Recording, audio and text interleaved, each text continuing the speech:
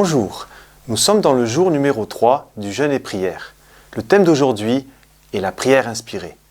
Éphésiens 6,18 nous dit « Faites en tout temps, par l'Esprit, toutes sortes de prières et de supplications, veillez à cela avec une entière persévérance et priez pour tous les saints. » Ce verset vient immédiatement après la description de l'armure spirituelle. La vérité, la justice, le zèle de l'Évangile, la foi, le salut, l'épée de l'Esprit, qui est la parole de Dieu. Paul s'inspire clairement de l'armure du soldat romain, du légionnaire, pour illustrer le combat spirituel. La prière est-elle une arme ou une manière de manier l'armure?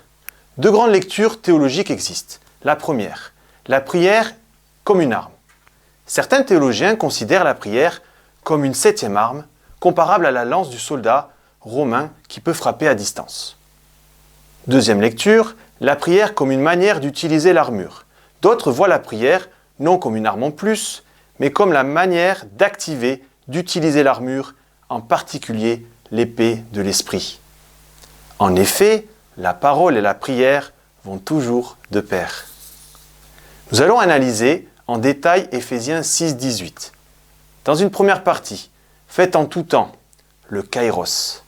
Le mot grec utilisé ici pour temps n'est pas chronos, le temps linéaire, chronologique, mais kairos, qui signifie le moment opportun, le moment stratégique, le temps décisif.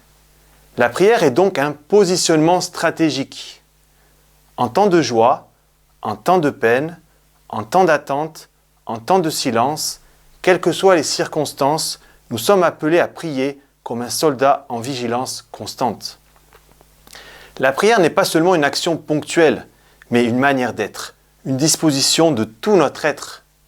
On dit souvent, la prière est la respiration de l'âme.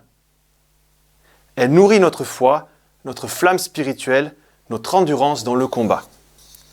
Deuxième partie, par l'esprit, la prière inspirée et coachée.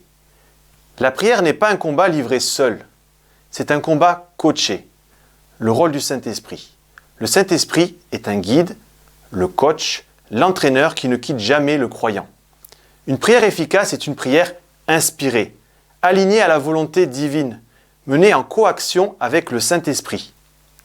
Le Saint-Esprit nous dit quand agir, nous dit comment agir, nous fait parfois passer à l'offensive et parfois même il prie pour nous.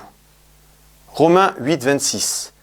De même aussi, l'Esprit nous aide dans nos faiblesses, car nous ne savons pas ce qu'il nous faut demander comme il faut. Mais l'Esprit lui-même intercède pour nous par des soupirs inexprimables. Donc il y a une équation spirituelle ici. La parole de Dieu, c'est l'épée de l'Esprit. La prière, l'art de manier l'épée. Le Saint-Esprit, le coach, le guide sûr. Troisième partie. Toutes sortes de prières et de supplications, la diversité. Une définition de la prière. La prière est une parole ou des paroles adressées à Dieu dans différentes circonstances, exprimant une communion personnelle ou communautaire avec Dieu. Définition de la supplication. La supplication est une prière plus spécifique, une demande profonde, souvent urgente. Paul insiste sur la variété des prières, comme le combat spirituel exige de l'adaptation, comme un guerrier qui ajuste ses mouvements face aux tactiques de l'adversaire. Les différents types de prières que nous pouvons identifier. L'action de grâce, être reconnaissant à Dieu dans le quotidien plutôt qu'être focalisé sur les problèmes. La confession, lorsque le Saint-Esprit nous convainc de péché, de justice, de jugement, confesser, recevoir le pardon et se repentir, changer d'attitude. La consécration, remettre sa vie et ses choix entre les mains du Dieu très haut. La louange et l'adoration, honorer le Dieu trinitaire pour ses attributs et ses titres. La supplication, présenter des demandes précises et urgentes. La prière en langue, prière inspirée par l'Esprit pour l'édification spirituelle. L'écoute de Dieu, savoir se taire, pour écouter l'Esprit de Dieu, le témoignage intérieur. La prière de proclamation, proclamer les vérités spirituelles pour nos vies. La prière d'intercession, prier les uns pour les autres. Quatrième partie, veiller avec une entière persévérance, la sentinelle. Le mot grec utilisé ici est grégorontes, qui signifie rester éveillé, être vigilant, demeurer aux aguets. nous avons ici une image. Un guerrier en sentinelle qui ne doit ni dormir ni se relâcher dans son attention.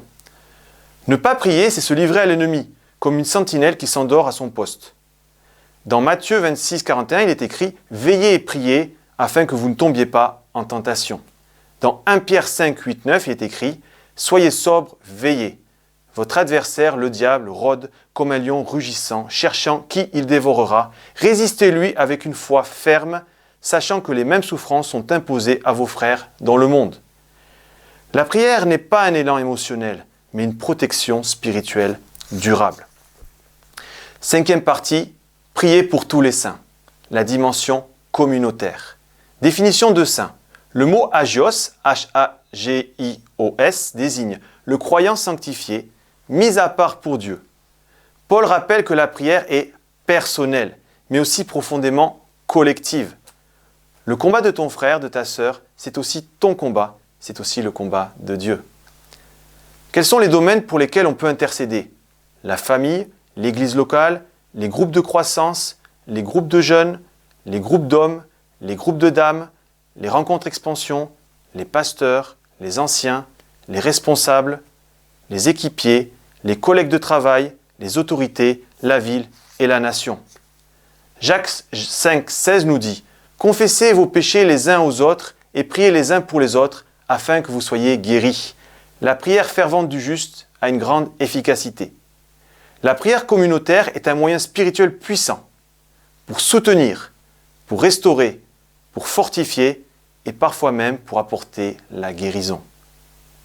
En conclusion, Éphésiens 6, 18 nous appelle à une prière stratégique, inspirée par l'Esprit, variée, persévérante et communautaire. Faites en tout temps, par l'Esprit, toutes sortes de prières et de supplications, veillez à cela avec une entière persévérance et priez pour tous les saints. Belle journée de jeûne et prière.